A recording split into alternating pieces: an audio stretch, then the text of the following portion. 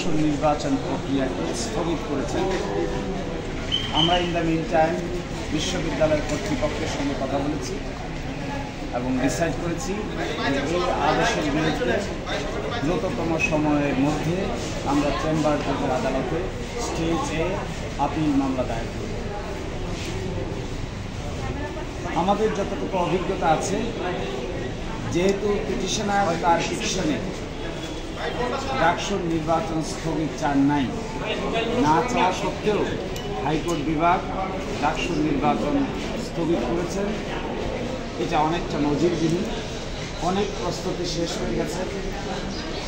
আমরা final candidate ঘোষণা করেছি 26 তারিখ, তারপরেও আরও 5 দিন চলে গেছে। এই প্রেক্ষিতে এই নির্বাচন প্রক্রিয়াটা স্থগিত করাটা বিশ্ববিদ্যালয় কর্তৃপক্ষ মনে করছে যে এর মাধ্যমে নির্বাচন প্রক্রিয়াটা যদি স্থগিত থাকে তাহলে ছাত্রদের মধ্যে প্রতিক্রিয়া তৈরি হতে পারে। এই জন্যই ইন দ্য মিন টাইম আমরা সিদ্ধান্ত নিয়েছি যে যত দ্রুত সম্ভব ঘন্টা মিনিট হিসাব করে আমরা চেম্বার জজের আদালতে হাইকোর্টের এই আদেশ স্থগিত চেয়ে একটা সিভিল মিসসেলেনিয়াস পিটিশন দায়ের করব। ইন দ্য মিন টাইম আমি বিশ্ববিদ্যালয়ের ছাত্রসহ সকলকেই অনুরোধ করব, বিশ্ববিদ্যালয়ের প্রশাসন যেন তারা একটি ধৈর্যের পরিচয় দেন, সকলেই যেন এই ব্যাপারটিকে আদালতের একটি কর্মকাণ্ড, আদালতেই ফয়সালা করার একটি সুযোগ দেন। আশা করি আমরা উচ্চ আদালতে আমরা আমাদের প্রার্থিত প্রতিকার পাবো, এটা আমরা প্রত্যাশা করি।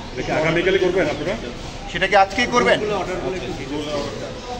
অর্ডারের পার্টটা একটু বলতেন না কবে করবেন? সুপ্রিম কোর্ট রুলসে যে বিধান আছে সেই বিধান আমরা খতিয়ে দিচ্ছি এখন।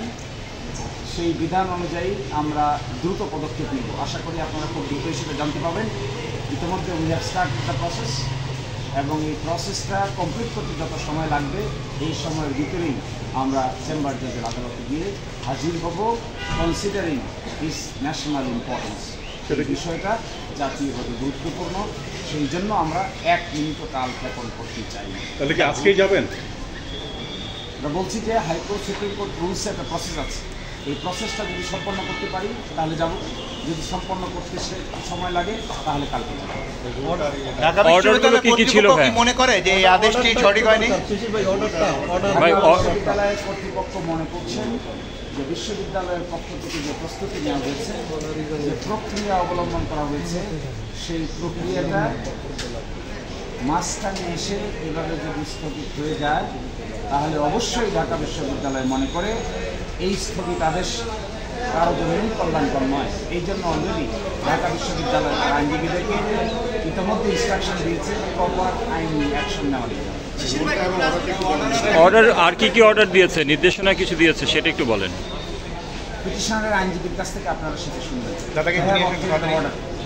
We will challenge the order, এবং মূল অর্ডারটা হলো এখানে নির্বাচন স্থগিত হয়ে যাওয়া, ইলেকশন স্থগিত হয়ে যাওয়া 20 অক্টোবর পর্যন্ত।